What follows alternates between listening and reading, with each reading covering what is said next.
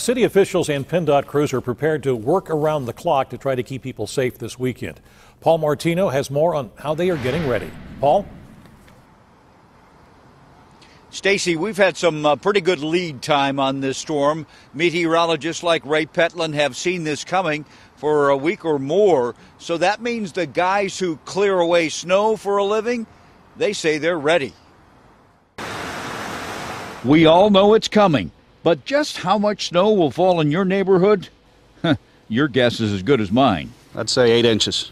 Maybe 4 inches. It's looked like the stock market, 8 to 12, 5 to 8, 3 to 5, 1 to 3, back up to 5 to 8. Pittsburgh Public Works Director Mike Gable says it's been tough preparing for this one, but he's confident the city is ready. We feel we're ready. We have ample amount of salt. We're good for 20 inches right now. We have about 20,000 tons of salt. Over at PennDOT, they've been gearing up all week for what's certain to be a long weekend. Our folks have been making sure our materials restocked, checking equipment, getting our manpower all lined up.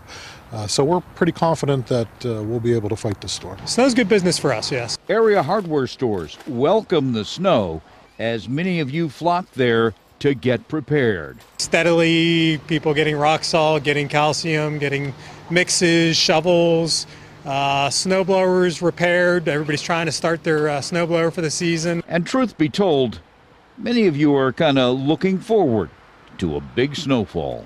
Hoping to snowshoe this weekend, maybe do a little ice skating down South Park. But keep this in mind, the snow removal crews are asking that if you don't have to go out, stay off the roads. It'll make their job a lot easier. Reporting live, Paul Martino, KDKA News.